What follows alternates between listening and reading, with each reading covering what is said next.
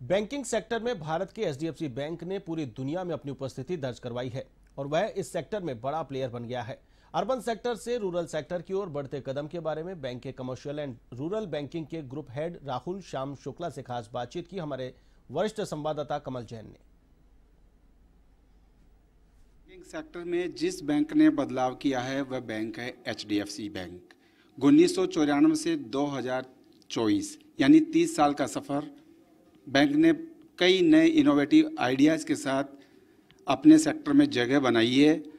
अभी जो नया कॉन्सेप्ट ये लेकर आए हैं रूरल तक पहुंचने का, अर्बन से रूरल तक पहुंचने के पीछे क्या विज़न है, क्या सोच है बैंक की, मेरे साथ मौजूद है group head commercial and rural banking sector Rahul Shyam Shukla ji. मैं आपसे जानना चाहूँगा क्या विज़न है आपका। ठीक है, पहले मैं ये कहूँगा कि हमारा देश है जो बना है वो नेशनलाइज बैंक की मेहनत से बना है और हम भी अच्छा काम कर रहे हैं और हमने काफ़ी उनसे सीखा है।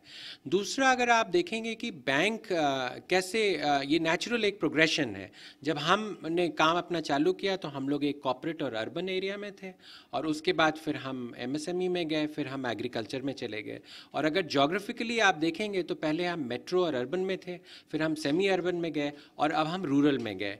इसका ये आप ये भी सोच लें कि जो प्रॉफिट पूल है बैंकिंग की वो अब शहरों से गांव तक पहुंच रही है और बैंक को वहां पहुंचना है, वहां ज़रूरत भी है, वहां खुशहाली भी है और वहां बढ़त भी हो रही है लोगों की इकोनॉमिकली आगे की तरफ और बैंकों को उसमें ऋण देना चाहिए।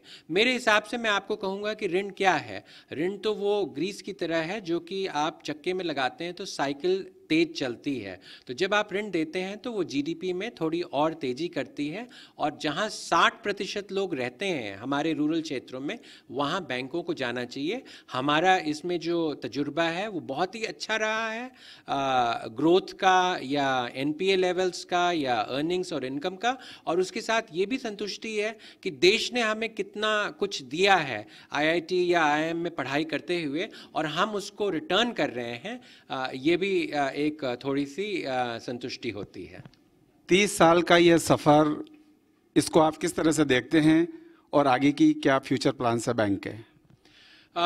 ऐसा विश्व में नहीं हुआ कि 25 साल या 30 साल की हिस्ट्री में एक बैंक $100 बिलियन के ऊपर मार्केट कैप हो गई, जो कि एचडीएफसी बैंक ने कर दिखाया। एचडीएफसी बैंक दुनिया के टॉप 5 बैंक्स मार्केट कैपिटलाइजेशन में है और ये मेरे लिए गर्व की बात है। Not as an HDFC bank employee, एक भारतीय होने के नाते ये मेरे लिए गर्व की बात है और हमने ये रास्ता दिखाया है कि केवल भारतवर्ष में ही फोकस करके आप विश्व स्तरीय बैंकों तक पहुंच सकते हैं।